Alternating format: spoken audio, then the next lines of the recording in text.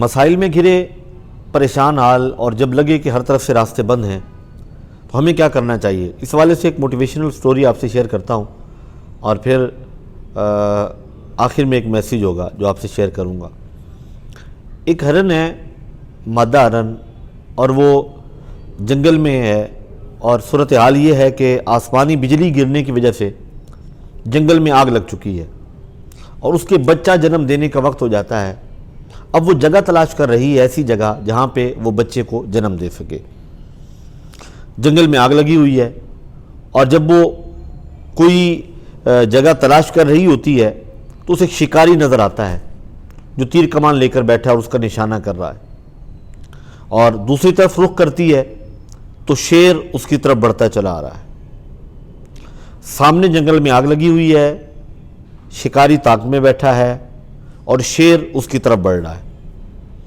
اب اس کے لیے یوں دیکھیں کہ راستے سارے بند ہو چکے ہیں۔ اگر جنگل کی طرف جاتی ہے تو آگ میں جل جاتی ہے، اور اگر شکاری کا وار اس پر چل جائے تو پھر بھی جان چلی جائے گی، شیر اس تک پہنچ جائے تو پھر بھی جان چلی جائے گی۔ اب وہ ہرن وہ عمل کرتی ہے جو اس کے بس میں ہے، اور وہ ہے اس بچے کو جنم دینا۔ اپنی ساری توجہ اس پر مرکوز کر دیتی ہے۔ اب ادھر سے شکاری اس پر نشانہ لگاتا ہے، اسی لمحے آسمان پر بجلی کڑکتی ہے، اور اس ماحول میں جو ہے نا اس کی آنکھیں چندھیا جاتی ہیں شکاری کی، اس کا نشانہ خطا ہوتا ہے، بجائے اس ہرن کو لگنے کے وہ شیر کو نشانہ لگ جاتا ہے۔ اس کے فوراً بعد آسمان سے بارش برسنا شروع ہو جاتی ہے، اور جب بارش برسنا شروع ہوتی ہے تو جنگل میں لگی ہوئی آگ بھی بجھ جاتی ہے۔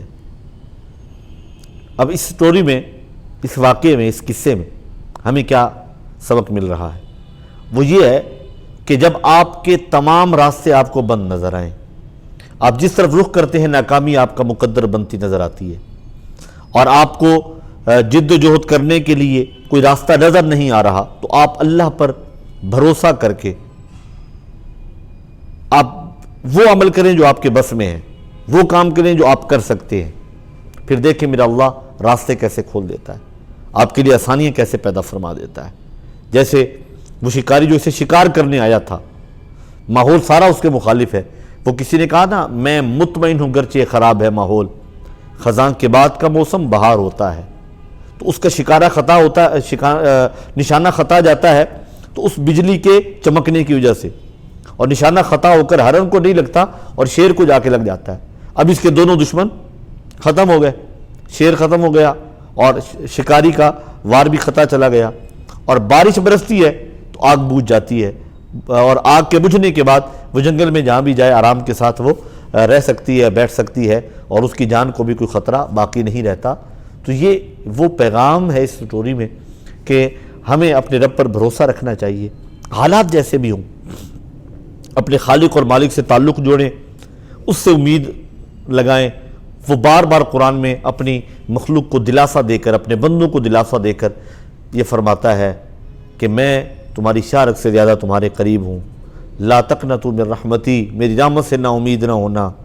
میری رحمت بہت وسیع ہے، وسعت رحمتی کل شے، ہر شے سے زیادہ میری رحمت وسیع ہے۔ تو جب وہ رب دلاسے دے رہا ہے تو آپ ان پہ یقین کیوں نہیں کرتے، اس مالک پر بھروسہ کیوں نہیں کرتے؟ بھروسہ کر کے دیکھیں، آسانیاں آپ کا مقدر ہوں گی۔